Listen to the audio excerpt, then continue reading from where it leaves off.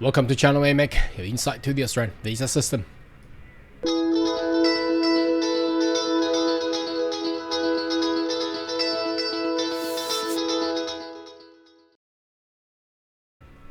Good day everyone, my name is Carl Young, your online YouTube visa consultant. Are you interested about migrating to Australia? Why don't you consider to subscribe to my channel and turn on the bell on the side so once we get all the updates and news, be the first one getting all the insight.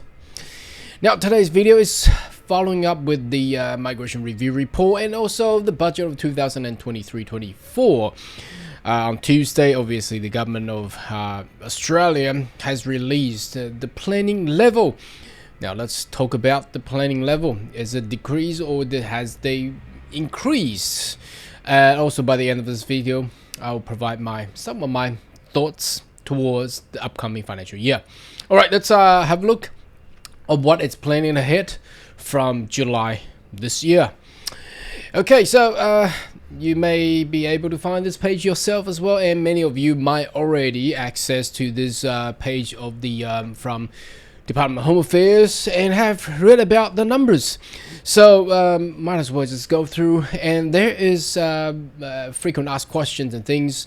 We will go through that as well, and let's have a look. Okay, now 2023-24 migration program, exciting. On the 9th of May, the Australian government had announced a planning level, so it's going to be 190,000 places. That's I would say that's fair, because that's an increase from the former government of 160,000, and you may remember of the Job and Skill Summit, and they increased up to what is it? The number back then was 195,000. They have dropped 5,000.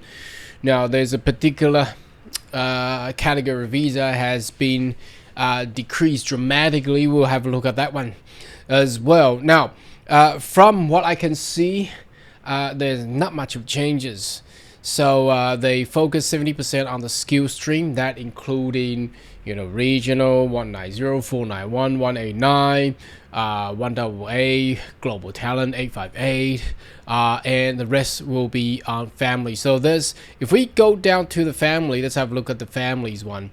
It basically stays the same. There's not much of changes here, as you can see, compared to last year. For the partner, 40500, parents 8,500. It's the same. Child 3,000, other families 500. So there is no changes to the quota has been given to the family stream. Now, what has been changed up here will be right there. If you can see here, maybe I just scroll that a little bit out and then magnify that a little bit. Oops, it doesn't change too much because it changes the font. Anyway, okay, so as you can see, the employment sponsor has slightly increased, well, not too much, by 1,825 places, but obviously I think this will encourage the change for the employment sponsor visa upcoming from the 53,900 up to 70,000 for the annual income level. And I think this will be very good because they will loosen up by cutting out of all the occupations. And remember, what they're going to do is for the short term, and they can turn into PR pathway. So I think they are looking for to actually attract those people who has been working in Australia with the TSS 482 short term for over next been over 2 years. So that is why it's there. But I think next year, as the economy continues, don't know, see what happens. There's also the high skill one, the high salary one. We haven't known about it, but they should be able to announce it very soon. Skill independence, so that's 189 visa. They have dropped a little bit. I don't know how they drop from into that number 30375, but anyway, they dropped a little bit from the regional, from 34,000 down to 32,300. It's not much of differences. They drop, I don't know, they dropped 600 places for the state and territory nominations. So from 31,000 down to 30,400, and they dropped dramatically decreased the quota given to the BIP program. That's the investment visa, business innovation and investment, from originally 5,000 down to 1,900.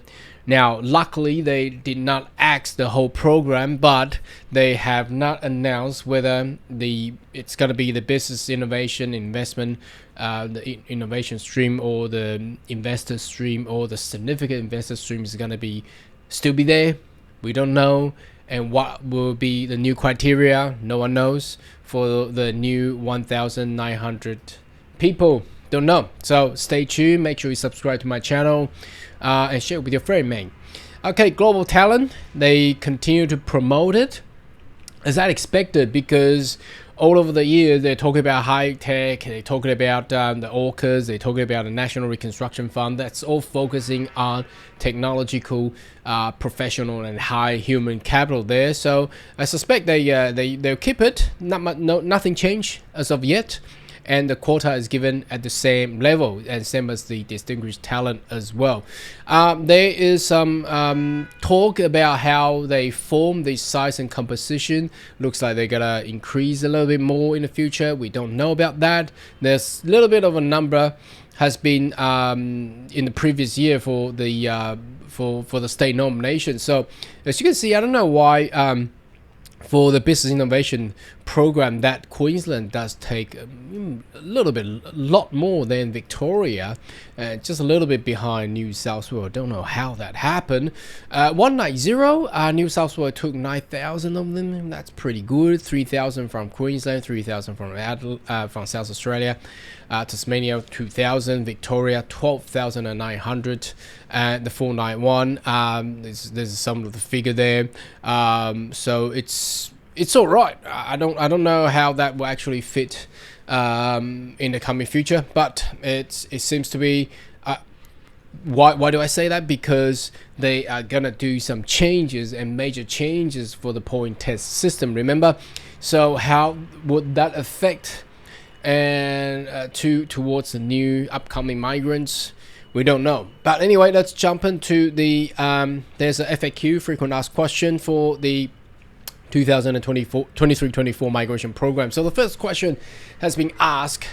I don't know how they formed this. I mean, they probably have let people know, and they, one day later they got all these question figured out that people asked them. So what is the overall size of the composition of 2023-24 permanent migration program? So it's going to be 190,000. Well, we have gone through that one. So 70% focus on the skill stream, and the other 72% on the skill stream, and 28% on the family. Now, what are the key policy settings? So don't think I'm gonna repeat all this because we have gone through this all together for the previous video. So I'm gonna skip this one, because the policy setting we have talked about how since last year what were the recommendations, and there were a lot of news I have been talking about in my previous video. So you may want to find that out. So it's basically, again, it's the same thing about economy and the productivities. Well, which year they're not talking about that anyway. So population focus, about aging population, blah blah blah. So anyway, let's skip that.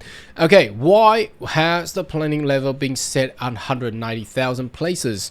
So the 2023-24 permanent migration program has been set at a pre-COVID planning level. Pre-COVID, that means before that it's already been set like that. Really? I'm not too sure. Didn't the former Australian government set everything at 160,000? I don't know. Anyway, there is a slight reduce of 5,000 places, 2.56% compared to last year. There has been a strong stakeholder support across the business. So why not additional 5,000? Okay, anyway, who knows? The planning level of 2023-24 permanent migration program is designed to achieve optimal budget outcome in a complex, evolving economy. Well, which is not like that anyway. The composition of the program maintains a significant focus on permanent skill places, supporting. I think that's the key one here, because when the the Labour government came on board since May last year, so they have been there just almost about 12 months. They wanted to focus on permanent residency, so which is welcome. I think that's a very good approach. The only thing that I did not predict pretty correctly was I suspect the planning level for this year will be above 200,000. So they actually dropped 5,000. I don't know why. But anyhow, I think it's because they raised the bar for skill migration, and also they remember they drop a lot of numbers from the business innovation, the BIT program, and that's where they have cut those numbers dramatically from. What has the number of skill independent visa being set? Why it has been set on 3,375? That's a lot of people. I don't know. They set that kind of number, and they suspect that people will ask that kind of question because that is a really odd number. But anyway, let's have a look what they say. Okay, so it was compared to previously a 32,100. Smaller plane level category reflects to the closure of the New Zealand stream.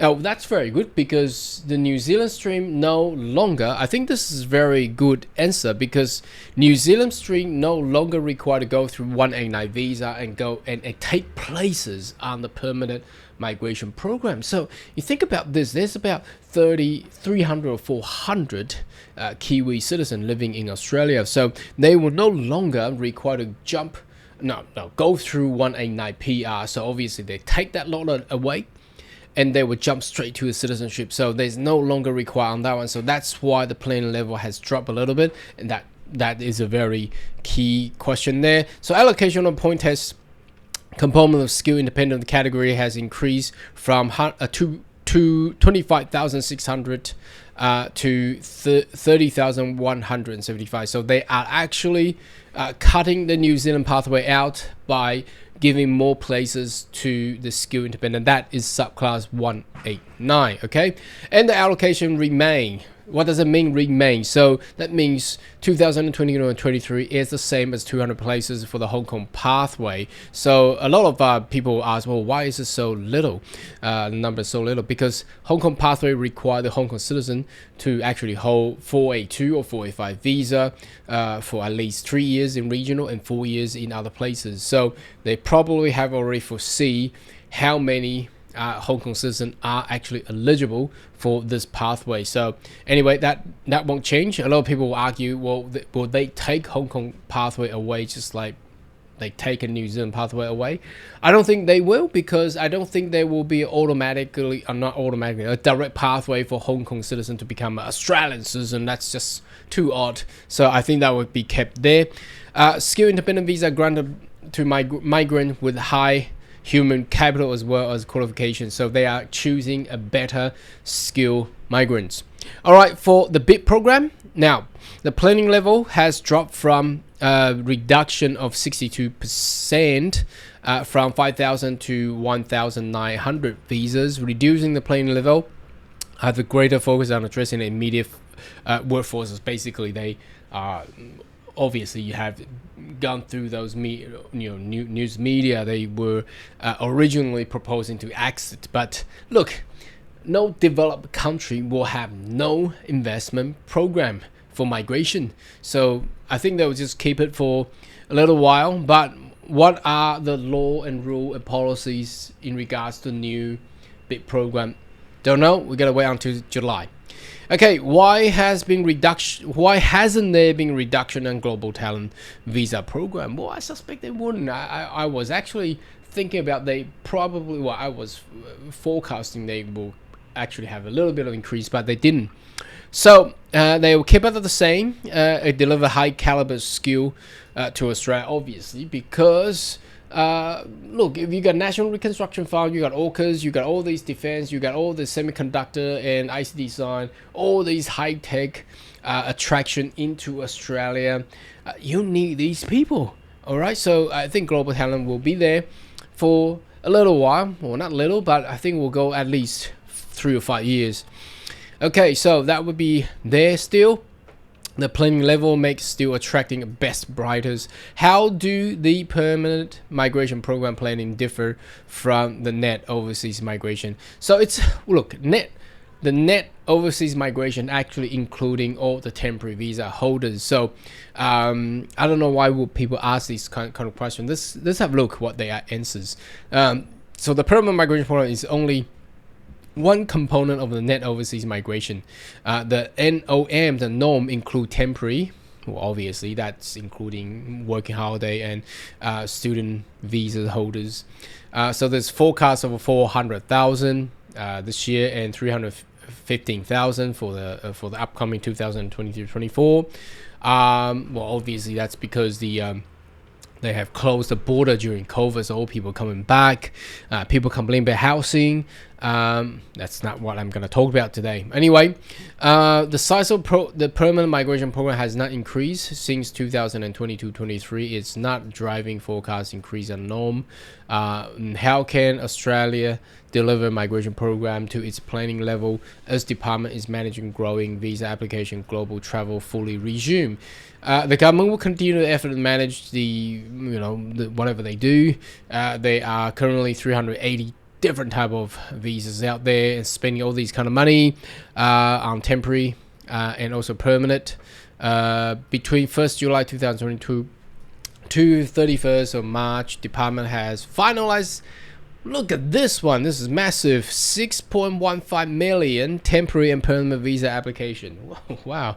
But there are still a lot of delay out there. So I suspect that they require to put more efforts on that. And obviously you probably have known that the government will increase the visa charges from 1st July. As usual, they have done that for the past, well, since there is immigration.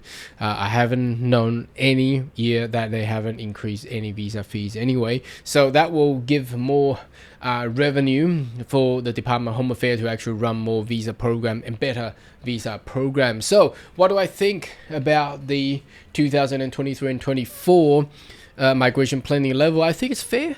I don't think there is not much of changes to the quota, because obviously you have seen through the cut from the bid program, and also they have taken out the element for the New Zealand pathway, so and drop it down to 190,000. So the only thing is now we're gonna wait until July or perhaps to the end of year, see how they're gonna implement the new employment sponsored visa program.